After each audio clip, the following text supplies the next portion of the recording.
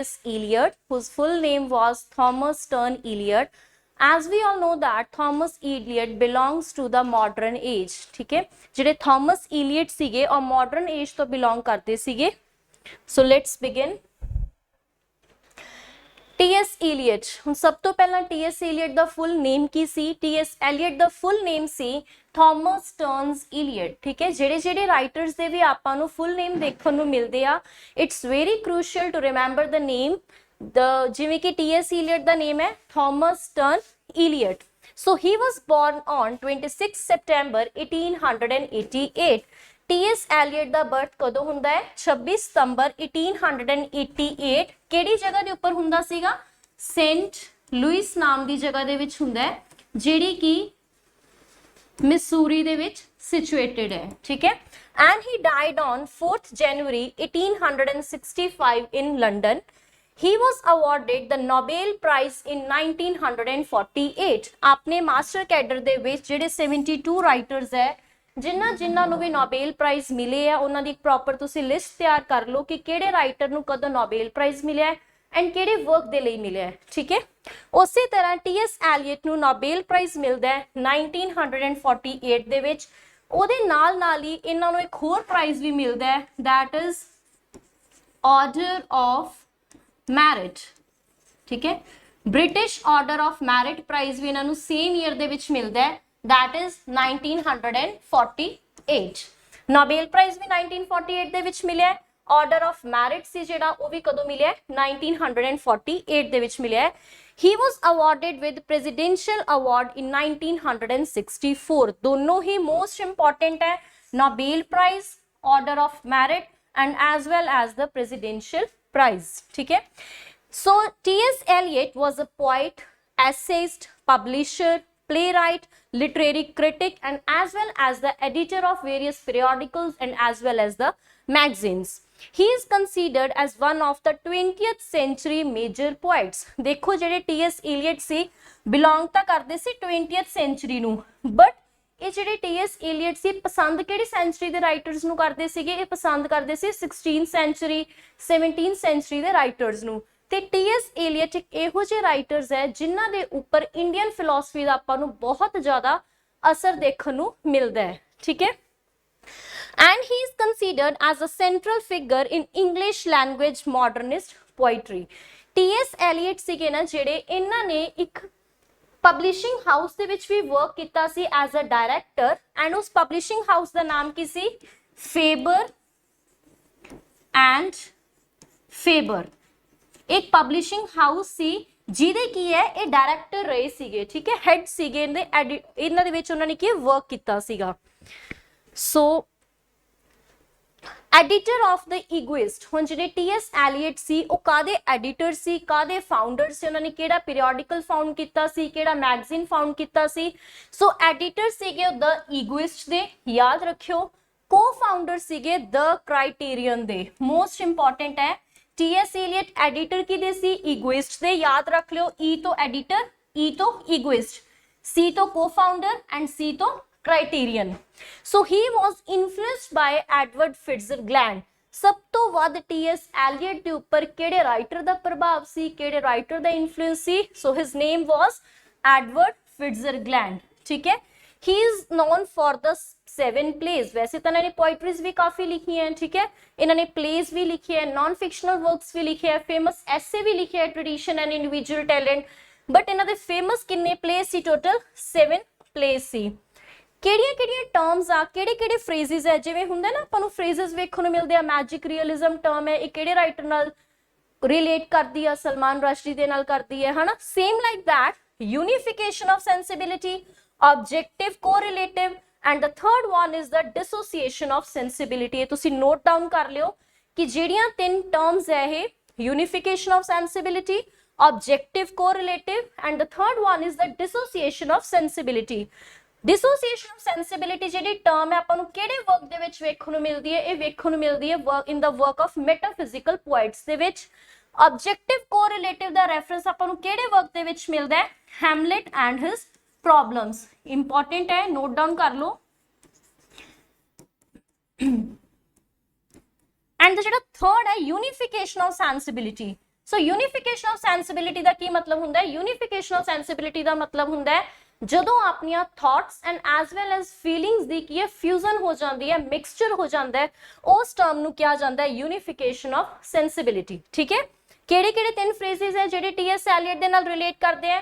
First one is unification of sensibility, second one is objective correlative, third one is dissociation of sensibility.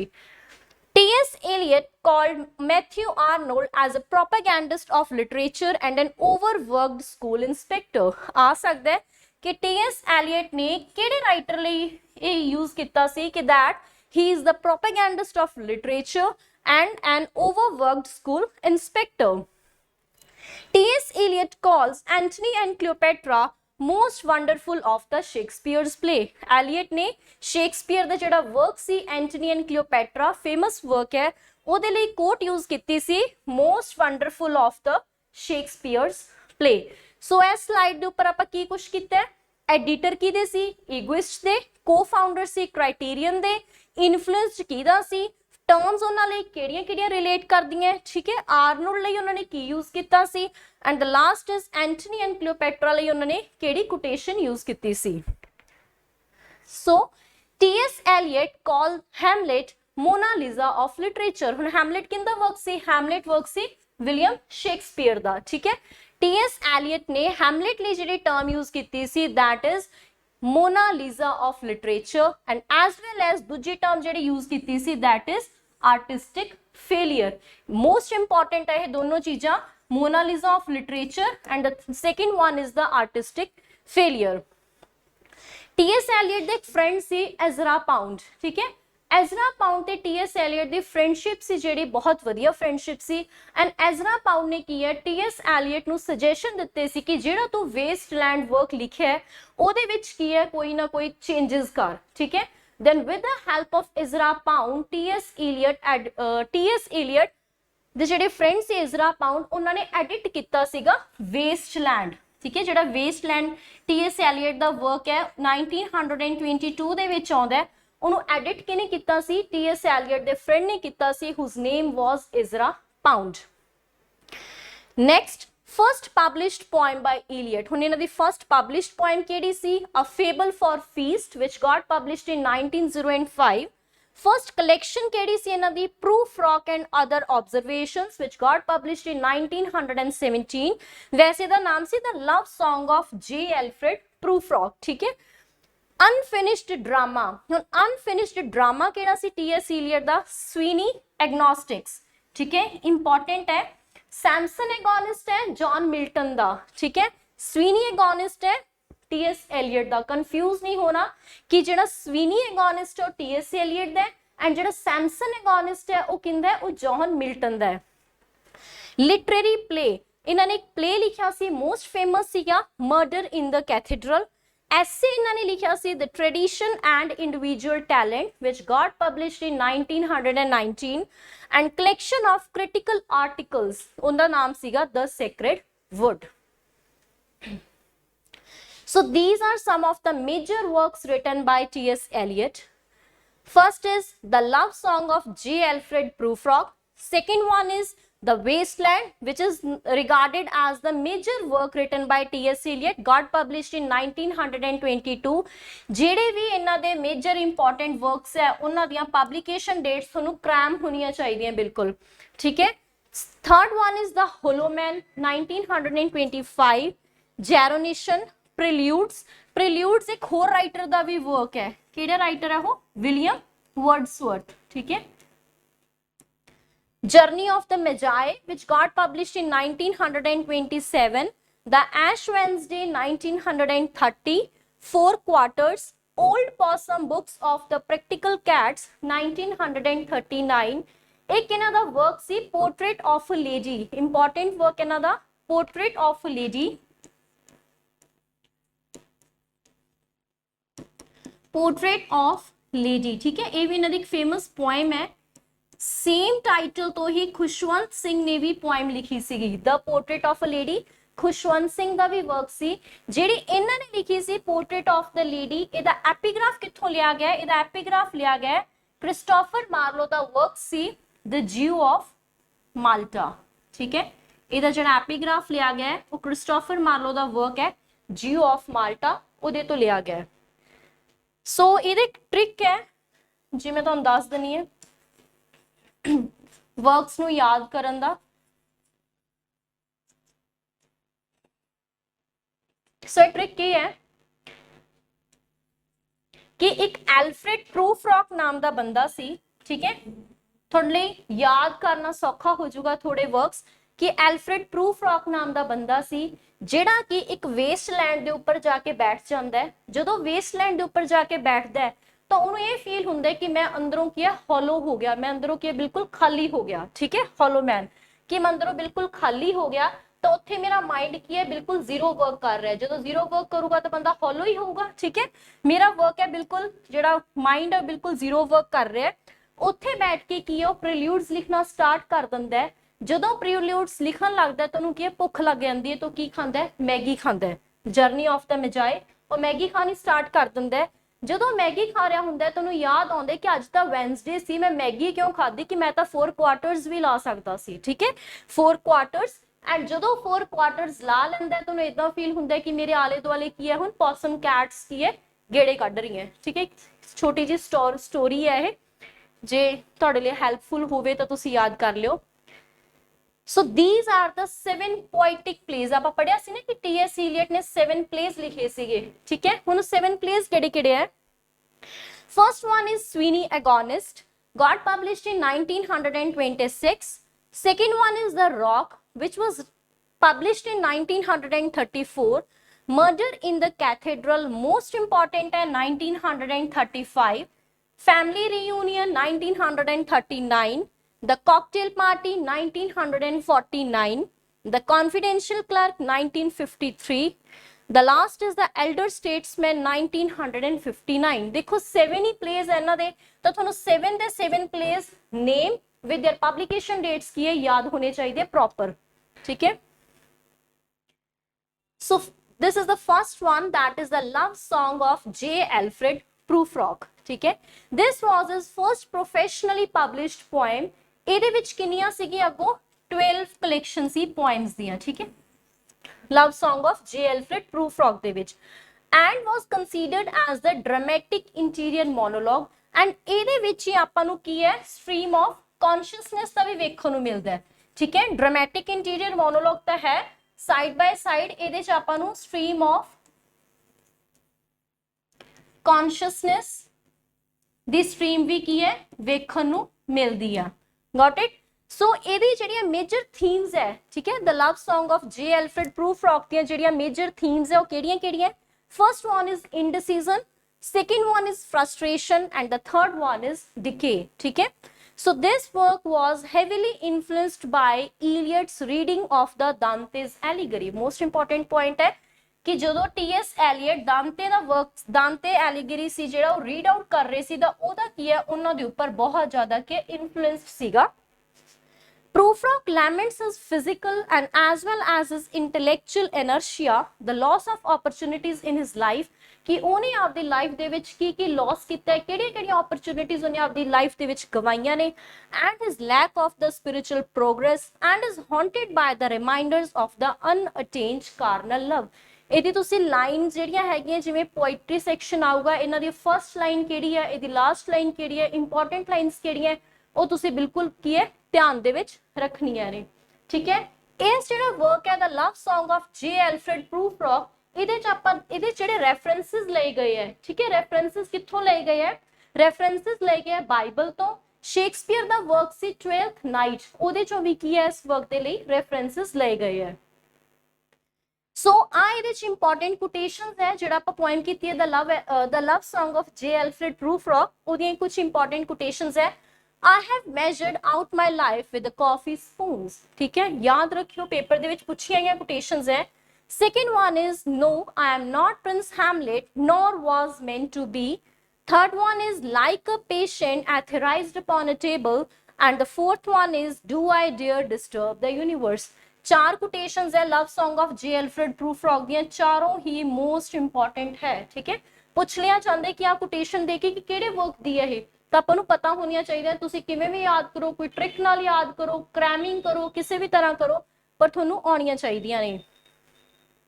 So this was the second work, The Wasteland, which got published in 1922. ਇਹ ਜਿਹੜਾ work ਆ T.S. Eliot ਦਾ ਬਹੁਤ ਹੀ important ਹੈ, ਬਹੁਤ ਹੀ major work ਹੈ। ਸੋ ਸਭ ਤੋਂ ਪਹਿਲਾਂ ਇਸ work the publication date, that is 1922। ਇਸ work ਦੀ opening line ਕੀ ਹੈ, that is April is the cruelest month। Month ਦਾ ਵੀ ਪੁੱਛ ਲਿਆ ਸਕਦੇ ਆ ਕਿ ਕਿਹੜੇ ਮੰਥ ਦੀ ਗੱਲ ਕੀਤੀ ਗਈ ਹੈ, ਠੀਕ ਹੈ। ਫਰਸਟ ਲਾਈਨ ਵੀ ਪੁੱਛ ਸਕਦੇ ਆ ਕਿ ਦੀ ਫਰਸਟ ਲਾਈਨ ਕੀ ਹੈ, April is the cruelest month। ਇਹ ਜਿਹੜਾ The Wasteland ਹੈ, ਇਹ ਸਭ ਤੋਂ ਪਹਿਲਾਂ ਕਿੱਥੇ ਅਪੀਅਰ ਹੋਇਆ ਸੀ? ਇਹ ਅਪੀਅਰ ਹੋਇਆ ਸੀਗਾ The Criterion ਦੇ ਵਿੱਚ, ਠੀਕ ਹੈ। ਦੈਨ ਸੈਕਿੰਡ ਟਾਈਮ ਇਹ ਜਦੋਂ ਨਵੰਬਰ ਦੇ ਵਿੱਚ ਆਇਆ ਹੈ, ਇਹ ਆਇਆ ਸੀ The Dial ਮੈਗਜ਼ੀਨ ਦੇ ਵਿੱਚ, ਠੀਕ ਹੈ। ਸਭ ਤੋਂ ਪਹਿਲਾਂ ਆਇਆ ਸੀ Criterion ਦੇ ਵਿੱਚ, ਐਂਡ ਸੈਕਿੰਡ ਟਾਈਮ ਇਹ ਆਇਆ ਸੀ The Dial ਦੇ ਵਿੱਚ। So this work was dedicated to Ezra Pound। ਹੁਣ Ezra Pound ਕੌਣ ਸੀ? ਮੈਂ ਤੁਹਾਨੂੰ ਪਹਿਲਾਂ ਵੀ ਦੱਸ ਚੁੱਕੀ ਹਾਂ। T.S. Eliot ਦੇ ਕੌਣ ਸੀ? ਫਰੈਂਡ ਸੀ Ezra Pound। ਸੋ ਇਸ work T.S. Eliot ਦਾ ਜਿਹੜਾ work ਹੈ Wasteland, ਇਹਦੀ ਜਿਹੜੀ ਲਾਸਟ ਲਾਈਨ ਸੀ ਕਿਹਦੇ ਨਾਲ ਐਂਡ ਹੁੰਦੀ ਹੈ? With a Sanskrit phrase. ਇਹ ਵੀ ਵਰਡ ਯਾਦ ਰੱਖਿਓ ਕਿ ਜਿਹੜੀ ਪੋਇਮ ਹੈ Wasteland ਕਿਹਦੇ ਨਾਲ ਐਂਡ ਹੁੰਦੀ ਹੈ? ਵਿਦ ਸੰਸਕ੍ਰਿਤ ਮੰਤਰਾ दत्ता दयधम दमयता शांति शांति शांति, ठीक है। कई बार पूछ लिया जाता है कि ये जी लाइन है कि केड़े मतलब केड़ी लैंग्वेज दी है? इस संस्कृत लैंग्वेज दी लाइन है, इहदी लास्ट लाइन है वेस्टलैंड दी। सो जी वेस्टलैंड है इनू अगे की है 5 सैक्शंस दे विच डिवाइड किया गया। 5 सैक्शंस दे जिहड़े नेम्स है उन्हां दे विच जिहड़ियां कोटेशंस आउंदियां ने, उन्हां दे विच जिहड़े वर्क्स दे रेफरेंस दिते गए है तुहानू चंगी तरह याद होने चाहिए। 5 सैक्शंस केड़े-केड़े? Let's see. The Burial of the Dead, second one is The Game of the Chess, third one is The Fire Sermon, fourth is Death by Water, and the fifth one is What the Thunder Said, ठीक है। ये भी बहुत important है। Westland नू किन्ने sections दे विच divide किया गया? 5 सेक्शंस दे विच किया गया। नेम केड़े-केड़े सी ये भी तुहानू की है याद होने चाहिए है।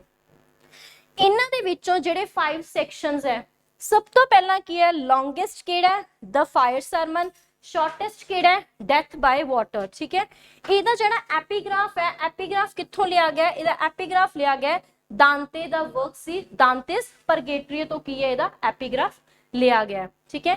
ਇਹਦੇ ਚ ਇੱਕ ਇੰਪੋਰਟੈਂਟ ਕੋਟੇਸ਼ਨ ਹੈ, sweet themes run softly till I end my song।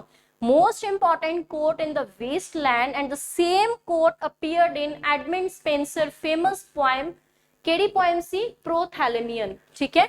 ਇਹ ਜਿਹੜੀ ਕੋਟੇਸ਼ਨ ਹੈ ਸਪੈਂਸਰ ਦਾ ਜਿਹੜਾ ਵਰਕ ਹੈ ਪ੍ਰੋਥੈਲੇਮੀਅਨ,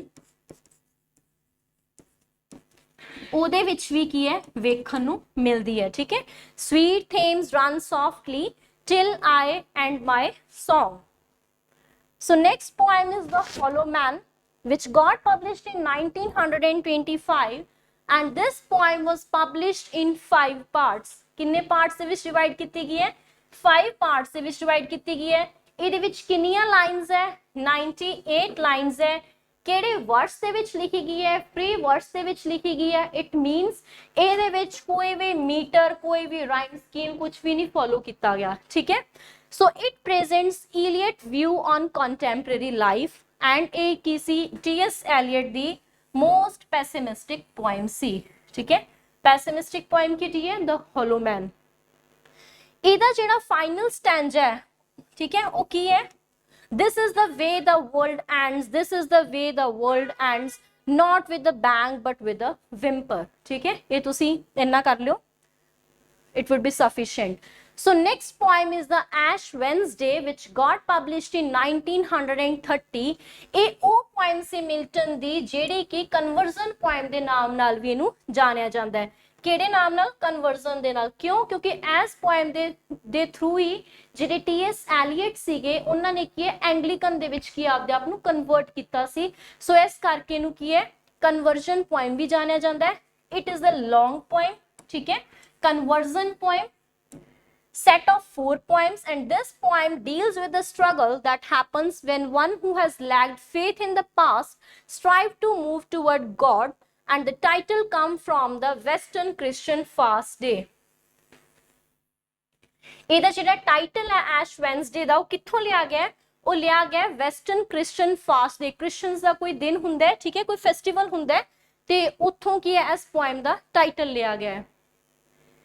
Next one is Four Quarters. So Four Quarters got published in 1943 and this work is considered as the masterpiece of T.S. Eliot. As I have told you earlier, her writer the masterpiece ਆਪਾਂ ਨੂੰ ਪਤਾ ਹੋਣਾ ਚਾਹੀਦਾ ਹੈ।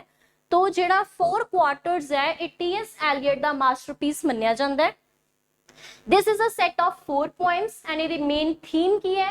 Man's relations with the time, man relation with the universe, and the third one is the man relation with the time. Most important है theme की है man the relationship time ਦੇ ਨਾਲ ਕੀ ਸੀ, man's relationship with the universe, and the third one is the man the ਜਿਹੜਾ relation ਸੀ divine ਦੇ ਨਾਲ। ਸੋ ਇਹਦੇ ਵਿੱਚ ਕੀ ਹੈ four quarters ਕਿਹੜੇ ਕਿਹੜੇ ਹੈ, ਜਿਵੇਂ ਕਿ ਆਪਾਂ wasteland ਦੇ ਯਾਦ ਕੀਤੇ ਸੀ ਨਾ, wasteland ਦੇ 5 ਪਾਰਟ ਸੀਗੇ, same like that ਜਿਹੜਾ four quarters ਸੀ ਇਹਦੇ 4 ਪਾਰਟ ਸੀ, ਕਿਹੜੇ ਕਿਹੜੇ? First one is Burnt Norton, second one is East Cooker, third one is Dry Salvages, and the fourth one is the Little Gidding. So this is the most important work, Murder in the Cathedral, which got published in 1935.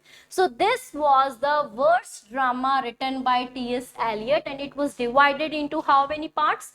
2 parts, ठीक है, most important है।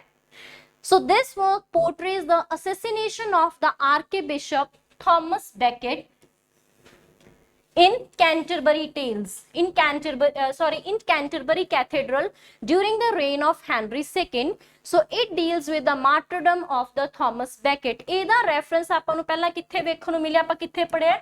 ਜਿਹੜਾ Canterbury tail ਸੀ ਜੌਫਰੀ Chaucer ਦਾ, ਠੀਕ ਹੈ, ਉੱਥੇ ਵੀ ਕਿਉਂ Thomas ਬੈਕਟ ਦੀ shrine ਦੇ ਉੱਪਰ ਜਾ ਰਹੇ ਹੁੰਦੇ ਆ, ਉਹੀ ਥਾਮਸ ਬੈਕਟ ਦਾ ਕੀ ਆਪਾਂ ਨੂੰ ਇੱਥੇ ਰੈਫਰੈਂਸ ਦੇਖਣ ਨੂੰ ਮਿਲਦਾ ਹੈ। ਸੋ ਇਹਦੇ ਵਿੱਚ ਸਭ ਤੋਂ ਇੰਪੋਰਟੈਂਟ ਕੀ ਯਾਦ ਰੱਖਣਾ ਹੈ, ਪੁੱਛ ਸਕਦੇ ਕਿ ਮਰਡਰ ਇਨ ਦਾ ਕੈਥੇਡਰਲ ਦੇ ਵਿੱਚ ਕਿੰਨੇ ਟੈਂਪਟਰਸ ਸੀਗੇ, ਕਿੰਨੇ ਨਾਈਟਸ ਸੀਗੇ, ਠੀਕ ਹੈ, ਮੋਸਟ ਇੰਪੋਰਟੈਂਟ ਹੈ 4 ਟੈਂਪਟਰ ਸੀ, 4 ਹੀ ਨਾਈਟ ਸੀ। ਜਿਹੜੇ ਕੋਰਸ ਸੀ, ਕੋਰਸ ਨੇ ਇਹਦੇ ਵਿੱਚ ਬਹੁਤ ਹੀ ਇੰਪੋਰਟੈਂਟ ਰੋਲ ਪਲੇ ਕੀਤਾ ਹੈ।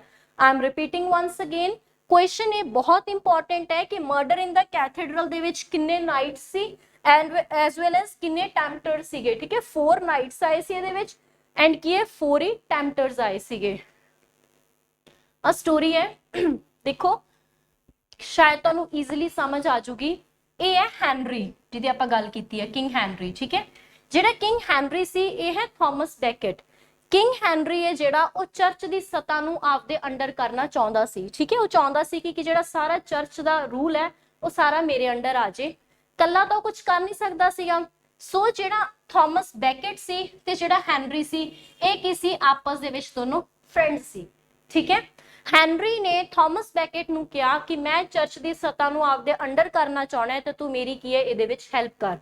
ਫਰੈਂਡ ਸੀ, ਆਬਵੀਅਸ ਜੀ ਗੱਲ ਹੈ, ਐਗਰੀ ਕਰ ਗਿਆ, ਕਹਿੰਦਾ ਠੀਕ ਹੈ ਮੈਂ ਤੇਰੀ ਹੈਲਪ ਕਰੂੰਗਾ, ਕਿਉਂਕਿ ਇਹਨੂੰ ਵੀ ਰਿਲੀਜਨ ਵਗੈਰਾ ਦੇ ਵਿੱਚ ਕੋਈ ਵੀ ਫੇਥ ਹੈ ਨਹੀਂ ਸੀ। ਜਦੋਂ ਹੀ ਇਹਨੇ ਕੀ ਹੈ ਚਰਚ ਦੇ ਵਿੱਚ ਐਂਟਰੀ ਕੀਤੀ ਇਹਦੀ ਹੈਲਪ ਕਰਨ ਦੇ ਲਈ, ਇਹਦੇ ਜਿਹੜੇ ਖੁਦ ਦੇ ਵਿਊਜ਼ ਸੀਗੇ ਉਹ ਕੀ ਹੈ ਬਿਲਕੁਲ ਟਰਨ ਆਊਟ ਹੋ ਗਏ। ਟਰਨ ਆਊਟ ਦਾ ਮਤਲਬ ਕੀ ਹੈ ਕਿ ਇਹਦਾ ਜਿਹੜਾ ਫੇਥ ਸੀ ਉਹ ਕੀ ਹੈ ਰਿਲੀਜਨ ਦੇ ਵਿੱਚ ਬਣ ਗਿਆ, ਠੀਕ ਹੈ। ਇਹਨੇ ਕੀ ਹੈ ਧਰਮ ਦੇ ਵਿੱਚ ਕੀ ਹੈ ਵਿਸ਼ਵਾਸ ਕਰਨਾ ਸਟਾਰਟ ਕਰਤਾ। ਜਦੋਂ ਇਸ ਗੱਲ ਦਾ ਪਤਾ ਹੈਨਰੀ ਨੂੰ ਲੱਗਿਆ, ਠੀਕ ਹੈ, ਥਾਮਸ ਬੈਕਟ ਨੂੰ ਵੀ ਡਰ ਪੈ ਗਿਆ ਇਸ ਚੀਜ਼ ਦਾ ਕਿ ਜਿਹੜਾ ਹੈਨਰੀ ਆ ਹੁਣ ਮੈਨੂੰ ਮਾਰੂਗਾ, ਕਿ ਮੇਰੇ ਖਿਲਾਫ ਹੋ ਗਿਆ ਉਹ। ਇਹਨੂੰ ਕੀ ਹੈ ਜੇਲ੍ਹ ਦੇ ਵਿੱਚ ਭੇਜ ਦਿੱਤਾ ਜਾਂਦਾ ਹੈ। ਜਿਹੜੇ ਕਿਸੇ ਥਾਮਸ ਬੈਕਟ ਸੀ ਇਹਨੂੰ ਕੀ ਹੈ ਜੇਲ੍ਹ ਦੇ ਵਿੱਚ ਭੇਜ ਦਿੱਤਾ ਜਾਂਦਾ ਹੈ। 7 ਸਾਲਾਂ ਬਾਅਦ ਜਦੋਂ ਥਾਮਸ ਬੈਕਟ ਜੇਲ੍ਹ ਦੇ ਵਿੱਚੋਂ ਵਾਪਸ ਆਉਂਦੇ ਹੈ, ਠੀਕ ਹੈ, ਉੱਥੇ ਇਹਨਾਂ ਨੂੰ ਕੀ ਹੈ 4 ਟੈਂਪਟਰਸ ਮਿਲਦੇ ਆ। ਕਿੰਨੇ ਟੈਂਪਟਰਸ ਮਿਲਦੇ ਆ? 4 ਟੈਂਪਟਰਸ ਮਿਲਦੇ ਆ ਜਿਹੜੇ ਕਿ ਥਾਮਸ ਬੈਕਟ ਨੂੰ 4 ਟੈਂਪਟੇਸ਼ਨਸ ਦਿੰਦੇ ਅਲੱਗ-ਅਲੱਗ, ਠੀਕ ਹੈ। 4 ਅਲੱਗ-ਅਲੱਗ ਕੀ ਹੈ ਟੈਂਪਟਰਸ ਆ ਕੇ 4 ਪ੍ਰਪੋਜ਼ਲ ਦਿੰਦੇ ਆ। ਪ੍ਰਪੋਜ਼ਲਸ ਕਿਹੜੀਆਂ-ਕਿਹੜੀਆਂ ਨੇ ਦੇਖੋ। ਫਰਸਟ ਟੈਂਪਟਰ ਹੈ ਜਿਹੜਾ ਉਹਨਾਂ ਨੂੰ ਪ੍ਰਪੋਜ਼ਲ ਦਿੰਦਾ ਫਿਜ਼ੀਕਲ ਸੇਫਟੀ ਦੀ। ਫਿਜ਼ੀਕਲ ਸੇਫਟੀ ਇਨ ਦਾ ਸੈਂਸ ਕਿ ਉਹਨੂੰ ਕਹਿੰਦੇ ਕਿ ਤੂੰ ਆਪਦਾ ਬਚਾ ਰੱਖ, ਠੀਕ ਹੈ, ਕਿ ਤੈਨੂੰ ਹੈਨਰੀ ਤੋਂ ਕੀ ਖਤਰਾ ਹੈ, ਕਿ ਤੂੰ ਆਪਦਾ ਕਿਸੇ ਨਾ ਕਿਸੇ ਤਰ੍ਹਾਂ ਬਚਾ ਰੱਖ। Second one offer powers, riches and fame in serving the king। ਦੂਜਾ ਨੂੰ ਆ ਕੇ ਕਹਿੰਦਾ ਕਿ ਤੂੰ ਕਿੰਗ ਦੀ ਸੇਵਾ ਦੇ ਵਿੱਚ ਲੱਗ ਜਾ, ਠੀਕ ਹੈ, ਕਿ ਤੇਰਾ ਤਾਂ ਹੀ ਬਚਾ ਰਹੂਗਾ। Third one was that coalition with the barons to resist the king। Third ਜਿਹੜਾ ਟੈਂਪਟਰ ਹੁੰਦਾ ਹੈ ਉਹ ਉਹਨੂੰ ਕਹਿੰਦਾ ਕਿ ਤੂੰ ਸੰਧੀ ਕਰ ਲਾ ਬੈਰਨਸ ਦੇ ਨਾਲ, ਰਿਚ ਪੀਪਲਸ ਦੇ ਨਾਲ ਸੰਧੀ ਕਰ ਲਾ, ਤੇ ਕੀ ਹੈ ਉਹਨਾਂ ਦੀ ਹੈਲਪ ਦੇ ਨਾਲ ਕੀ ਹੈ ਤੂੰ ਕਿੰਗ ਨੂੰ ਉਹਦੀ ਸੀਟ ਤੋਂ ਰਿਮੂਵ ਕਰਵਾ ਦੇ। And the fourth one urges him to seek the glory of martyrdom. ਜਿਹੜਾ ਫੋਰਥ ਟੈਂਪਟਰ ਸੀ ਉਹਨੂੰ ਕਹਿੰਦਾ ਹੈ ਕਿ ਤੂੰ ਆਪਦੇ ਆਪ ਨੂੰ ਕੀ ਹੈ ਸ਼ਹੀਦ ਕਰ ਦੇ। ਠੀਕ ਹੈ, ਕਿੰਨੇ ਟੈਂਪਟਰਸ ਆਏ ਸੀ? 4 ਟੈਂਪਟਰਸ ਆਏ ਸੀ। 4 ਟੈਂਪਟਰਸ ਨੇ ਉਹਨੂੰ ਜਿਹੜੇ 4 ਪ੍ਰਪੋਜ਼ਲ ਦਿੱਤੀਆਂ ਸੀਗੀਆਂ। ਫਰਸਟ ਨੇ ਫਿਜ਼ੀਕਲ ਸੇਫਟੀ ਦੀ ਦਿੱਤੀ ਸੀ, ਸੈਕੰਡ ਨੇ ਪਾਵਰ ਰਿਚਸ ਐਂਡ ਫੇਮ ਦੀ ਦਿੱਤੀ ਸੀ, ਥਰਡ ਨੇ ਕਿਹਾ ਸੀ ਬੈਰਨਸ ਦੇ ਨਾਲ ਸੰਧੀ ਕਰ ਲਾ, ਕੋਇਲੇਸ਼ਨ ਕਰ ਲਾ, ਫੋਰਥ ਵਨ ਨੇ ਉਹਨੂੰ ਕੀ ਕਿਹਾ ਸੀ him to seek the glory of the martyrdom. ਪਰ ਜਿਹੜਾ ਥਾਮਸ ਬੈਕਟ ਸੀ ਉਹਨੇ ਕਿਸੇ ਵੀ ਟੈਂਪਟੇਸ਼ਨ ਨੂੰ ਕੀ ਹੈ ਅਸੈਪਟ ਕਰਨ ਤੋਂ ਮਨਾ ਕਰਤਾ। ਠੀਕ ਹੈ, ਉਸ ਤੋਂ ਬਾਅਦ ਕੀ ਹੁੰਦਾ ਹੈ ਜਦੋਂ 4 ਟੈਂਪਟਰਸ ਚਲੇ ਜਾਂਦੇ ਆ ਆਪਦਾ ਪ੍ਰਪੋਜ਼ਲ ਦੇ ਕੇ, ਫਿਰ ਕੀ ਹੈ 4 ਨਾਈਟਸ ਆਉਂਦੇ ਉਹਦੇ ਕੋਲ। ਪਹਿਲਾਂ 4 ਟੈਂਪਟਰ ਆਏ ਸੀ, ਹੁਣ 4 ਨਾਈਟਸ ਆਉਂਦੇ ਆ। 4 ਨਾਈਟਸ ਵੀ ਉਹਨੂੰ ਇਸੇ ਤਰ੍ਹਾਂ ਹੀ ਕਹਿੰਦੇ ਆ। ਠੀਕ ਹੈ, ਆਪਦੇ ਅਲੱਗ-ਅਲੱਗ ਪ੍ਰਪੋਜ਼ਲਸ ਰੱਖਦੇ ਆ, ਬਟ ਜਿਹੜਾ ਥਾਮਸ ਬੈਕਟ ਹੈ ਉਹ ਮੰਨਣ ਤੋਂ ਬਿਲਕੁਲ ਇਨਕਾਰ ਕਰ ਦਿੰਦਾ ਹੈ। ਫਾਈਨਲੀ ਥਾਮਸ ਬੈਕਟ ਦਾ ਮਰਡਰ ਕਰ ਦਿੱਤਾ ਜਾਂਦਾ ਹੈ। ਮਰਡਰ ਕੌਣ ਕਰਦਾ ਹੈ? ਜਿਹੜੇ 4 ਨਾਈਟਸ ਆਏ ਸੀ ਉਹ ਥਾਮਸ ਬੈਕਟ ਦਾ ਮਰਡਰ ਕਰ ਦਿੰਦੇ ਆ। ਠੀਕ ਹੈ, ਫਿਰ ਉਹ ਲੋਕਾਂ ਨੂੰ ਤੇ ਪਲੀਡ ਕਰਦੇ ਆ, ਲੋਕਾਂ ਨੂੰ ਉੱਥੇ ਰਿਕੁਐਸਟ ਕਰਦੇ ਆ ਕਿ ਤੁਸੀਂ ਕੀ ਹੈ ਅਸੀਂ ਇਹਦਾ ਮਰਡਰ ਕੀਤਾ ਕਿਉਂ ਹੈ। ਠੀਕ ਹੈ, ਜਸਟੀਫਾਈ ਦੱਸਦੇ ਕਿ ਜੇਕਰ ਅਸੀਂ ਇਹਦਾ ਮਰਡਰ ਨਾ ਕਰਦੇ ਤਾਂ ਇਹਦਾ ਕੀ ਆ ਆਮ ਲੋਕਾਂ ਦੇ ਲਈ ਕਿੰਨਾ ਨੁਕਸਾਨ ਹੋਣਾ ਸੀ। ਠੀਕ ਹੈ, so this was all the story about murder in the cathedral and I hope ਤੁਹਾਨੂੰ ਸਟੋਰੀ ਸਮਝ ਆ ਗਈ ਹੋਗੀ। Next work is the cocktail party which got published in 1950. So this was the most famous of Iliad's 7 plays. ठीक है, पहला play आपा कितना है ना murder in the cathedral, second see the cocktail party which got published in 1950 and this was the worst drama in 3 acts. Cocktail party 3 words है, तो याद रख लो the cocktail party कितने words है? 3 words है। acts कितने है? 3 acts है। ठीक है, सो ਇਹਦੇ ਵਿੱਚ 3 acts है, 3 words है, 3 ही characters है, 3 ठीक है। And this work focuses on the troubled married couple who with the help of strangers solves their issue. ਇਸ work ਦੇ ਵਿੱਚ ਆਪਾਂ ਨੂੰ ਕੀ ਵਿਖਾਇਆ ਗਿਆ? troubled marriage ਦਾ issue ਦਿਖਾਇਆ ਗਿਆ। ਠੀਕ ਹੈ, ਇਹ ਸਟੋਰੀ ਹੈ, ਇਹਦੇ ਵਿੱਚ ਆਪਾਂ ਗੱਲ ਕੀਤੀ ਹੈ ਨਾ 3 acts ਹੈ, 3 ਹੀ characters ਆ। characters ਕਿਹੜੇ ਕਿਹੜੇ ਇਹਦੇ ਵਿੱਚ? ठीक है, एक कैरेक्टर है एडवर्ड चैम्बरलेन। ठीक है, सेकंड कैरेक्टर है लवीनिया चैम्बरलेन। एडवर्ड चैम्बरलेन दी वाइफ है लवीनिया चैम्बरलेन। ठीक है, एक ही है एक घर दे विच रहिंदे है। ठीक है, उस घर दे विच की है एक कॉकटेल पार्टी ऑर्गेनाइज कीती जांदी है। इन्हां दी मैरिज होई नूं 5 साल हो गए हैं। 5 साल तो बाद एक घरे की है कॉकटेल पार्टी अरेंज करते हैं। 5 ਸਾਲਾਂ ਦੇ ਬਾਅਦ ਜਦੋਂ ਕਾਕਟੇਲ ਪਾਰਟੀ ਅਰੇਂਜ ਕੀਤੀ ਜਾਂਦੀ ਹੈ ਤੇ ਜਿਹੜੀ ਲਵੀਨੀਆ ਚੈਂਬਰਲੇਨ ਹੈ ਉਹ ਕੀ ਹੈ ਇਹਨੇ ਨਾਲ ਗੁੱਸੇ ਹੋ ਕੇ ਘਰ ਛੱਡ ਕੇ ਚਲੀ ਜਾਂਦੀ ਹੈ। ਇਹਨਾਂ ਦੇ ਘਰੇ ਇੱਕ ਅਨਆਇਡੈਂਟੀਫਾਈਡ ਗੈਸਟ ਆਉਂਦਾ ਹੈ ਜਿਹਦਾ ਨਾਮ ਹੈ ਸਰ ਹੈਨਰੀ ਹਾਰਕੋਟ ਰੈਲੇ। ਠੀਕ ਹੈ, ਅਨਆਇਡੈਂਟੀਫਾਈਡ ਗੈਸਟ ਆਉਂਦੇ ਆ ਜਿਨ੍ਹਾਂ ਦਾ ਨਾਮ ਹੈ ਹੈਨਰੀ ਹਾਰਕੋਟ ਰੈਲੇ। ਇਹਨਾਂ ਦੇ ਆਉਣ ਦੇ ਨਾਲ ਜਿਹੜਾ ਇਹਨਾਂ ਦੋਨਾਂ ਦੀ ਲਾਈਫ ਦੇ ਵਿੱਚ ਟਰਬਲ ਆਇਆ ਹੁੰਦਾ ਹੈ, ਮਿਸਅੰਡਰਸਟੈਂਡਿੰਗਸ ਆਈਆਂ ਹੁੰਦੀਆਂ ਨੇ, ਉਹ ਸਾਰੀਆਂ ਕੀ ਹੈ ਸੌਟ ਆਊਟ ਹੋ ਜਾਂਦੀਆਂ ਨੇ। ਠੀਕ ਹੈ, this was all the story about cocktail. ਇਹਦੇ ਚੋਂ ਹੋਰ ਇਹ ਤੋਂ ਬਾਅਦ ਪੜਨ ਲਈ ਕੁਝ ਵੀ ਨਹੀਂ ਹੈ। ਮੇਨ 3 ਕੈਰੈਕਟਰਸ ਹੈ ਐਡਵਰਡ, ਲਵੀਨੀਆ ਐਂਡ ਸਰ ਹੈਨਰੀ ਹਾਰਕੋਟ। ਕਿਉਂਕਿ ਅਬ ਮੈਂ ਤੁਹਾਨੂੰ ਪਹਿਲਾਂ ਵੀ ਦੱਸਿਆ ਕਿ ਸਟੋਰੀ ਕਾਹਦੇ ਉੱਪਰ ਫੋਕਸ ਕਰਦੀ ਹੈ? ਟਰਬਲਡ ਮੈਰਿਡ ਕਪਲ। ਠੀਕ ਹੈ, ਫਿਰ ਜਦੋਂ ਇਹਨਾਂ ਦੇ ਵਿੱਚ ਆਪਸ ਦੇ ਵਿੱਚ ਸਾਰਾ ਕੁਝ ਸੌਟ ਆਊਟ ਹੋ ਜਾਂਦਾ ਹੈ, ਆਫਟਰ ਦੈਟ ਫਿਰ ਕੀ ਹੈ ਦੁਬਾਰਾ ਤੋਂ ਕਾਕਟੇਲ ਪਾਰਟੀ ਆਰਗੇਨਾਈਜ਼ ਕਰਦੇ ਆ। Next is the Confidential Clerk which got published in 1954 and this was the comic verse play written by T.S. Eliot. ਇਹਦੇ ਵਿੱਚ ਕੀ ਹੈ ਸਿਰਫ ਕੈਰੈਕਟਰਸ ਦੇ ਨਾਮ ਹੀ ਕਰਨੇ ਆ ਤੁਸੀਂ। ਠੀਕ ਹੈ, ਸਰ ਕਲੌਡ ਮੁਲਹੈਮਰ, ਉਹਨਾਂ ਦਾ ਇੱਕ ਇਲੈਜੀਟਿਮੇਟ ਸਨ ਹੁੰਦਾ ਹੈ ਕੌਲਬੀ। ਠੀਕ ਹੈ, ਇਹ ਜਿਹੜਾ ਬੰਦਾ ਹੈ ਨਾ ਸਰ ਕਲੌਡ ਮੁਲਹੈਮਰ, ਮੈਂ ਤੁਹਾਨੂੰ ਸਟੋਰੀ ਦੱਸ ਦਿੰਦੀ ਹਾਂ ਬਟ ਇੰਪੋਰਟੈਂਟ ਨਹੀਂ ਇੰਨੀ। ਇਹ ਜਿਹੜਾ ਸਰ ਕਲੌਡ ਮੁਲਹੈਮਰ ਹੈ ਇਹਦੀ ਗਰਲਫ੍ਰੈਂਡ ਹੁੰਦੀ ਹੈ ਤੇ ਇਹਦੀ ਗਰਲਫ੍ਰੈਂਡ ਤੇ ਬੇਟਾ ਹੁੰਦਾ ਕੌਲਬੀ। ਠੀਕ ਹੈ, ਇਹ ਕੌਲਬੀ ਨੂੰ ਆਪਦੇ ਘਰ ਲੈ ਕੇ ਆਉਣਾ ਚਾਹੁੰਦਾ ਹੁੰਦਾ ਹੈ ਤੇ ਉਹਨੂੰ ਕਹਿੰਦੇ ਕਿ ਤੂੰ ਮੇਰੇ ਘਰੇ ਐਜ਼ ਏ ਕਲਰਕ ਬਣ ਕੇ ਆ ਜਾ, ਕਿ ਉਹ ਆਪਦੇ ਘਰੇ ਰੱਖਣਾ ਚਾਹੁੰਦਾ ਹੁੰਦਾ ਹੈ with the acceptance from his wife. ਠੀਕ ਹੈ, ਮੈਰਿਡ ਹੈ ਤੇ ਉਹ ਕਹਿੰਦਾ ਕਿ ਮੇਰੀ ਵਾਈਫ ਅਸੈਪਟ ਕਰ ਲੇ ਤੇ ਮੈਨੂੰ ਆਪਦੇ ਘਰੇ ਰੱਖ ਲੂੰਗਾ। ਫਾਈਨਲੀ ਕੀ ਹੁੰਦਾ ਹੈ ਕੌਲਬੀ ਕਲੌਡ ਦੇ ਘਰੇ ਰਹਿਣ ਲੱਗ ਜਾਂਦਾ ਹੈ, ਉਹਦੀ ਵਾਈਫ ਵੀ ਇਸ ਚੀਜ਼ ਨੂੰ ਕੀ ਹੈ ਅਸੈਪਟੈਂਸ ਦੇ ਦਿੰਦੀ ਹੈ। ਠੀਕ ਹੈ, this was the story of confidential clerk. Next is the family reunion. Family reunion was written in blank verse. ठीक है, ਕਿਹੜੇ verse ਦੇ ਵਿੱਚ ਹੈ? blank verse ਦੇ ਵਿੱਚ ਹੈ। ਇਹਦੇ ਜਿਹੜੇ elements ਲਏ ਗਏ ਕਿੱਥੋਂ ਲਏ ਗਏ? ਗ੍ਰੀਕ ਡਰਾਮਾ ਤੋਂ ਲਏ ਗਏ ਹੈ। It is the detective play. Most important ਹੈ ਕਿ detective play ਕਿਹੜਾ ਹੈ? family reunion। ਤੁਸੀਂ ਕੰਮ ਇਹ ਯਾਦ ਰੱਖ ਸਕਦੇ ਹੋ ਡਿਟੈਕਟਿਵ ਤੋਂ ਫੈਮਲੀਜ਼, ਕਿ ਡਿਟੈਕਟਿਵ ਕੰਮ ਕਿੱਥੇ ਹੁੰਦਾ ਆਮ ਤੌਰ ਤੇ ਫੈਮਲੀਜ਼ ਦੇ ਵਿੱਚ ਹੀ ਹੁੰਦਾ ਹੈ, ਠੀਕ ਹੈ। ਤਾਂ ਉਸ ਕਰਕੇ ਡਿਟੈਕਟਿਵ ਪਲੇਸ ਕਿਹੜਾ ਸੀ, ਦ ਫੈਮਲੀ ਰੀਯੂਨੀਅਨ। ਇਹਦੇ ਜਿਹੜਾ ਹੀਰੋ ਹੈ ਦਿਖਾਇਆ ਗਿਆ ਹਿਸ journey from guilt to redemption, ਠੀਕ ਹੈ। So the last is the Elder Statesman, which got published in 1959. This was the last play in verse written by T.S. Eliot. एक इन्हां दा famous essay भी है, Tradition and Individual Talent, बहुत important है।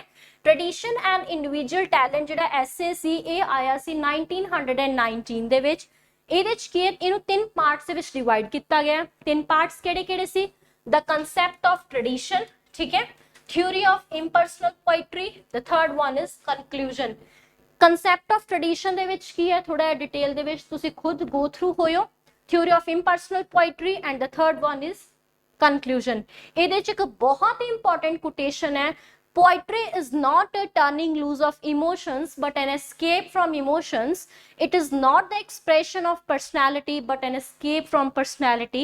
But of course only those who have personality and emotions know what it means to want to escape from these things. ठीक है, most important है दी quotation है। ਇਹ quotation ਕਿਹੜੇ work ਦੇ ਵਿੱਚ ਆਉਂਦੀ ਹੈ, ट्रेडिशन एंड इंडिविजुअल टैलेंट एसे दे विच आउंदी है। याद रखियो इस एसे नू तीन पार्ट्स दे विच डिवाइड किया गया। आपां पढ़िया ना वेस्टलैंड नू किन्ने पार्ट्स दे विच डिवाइड किया सी, 5 पार्ट्स दे विच, ठीक है। 4 क्वार्टर्स नू जिवें कि आपां नू नाम तो पता है 4 पार्ट्स सीगे। ट्रेडिशन एंड इंडिविजुअल टैलेंट नू किन्ने पार्ट्स दे विच किया, 3 पार्ट्स दे विच डिवाइड किया, ठीक है। So this was all about TS Eliot and I hope तुहानू ये वीडियो तुहाडे लई बहुत हेल्पफुल रही होगी। So thank you.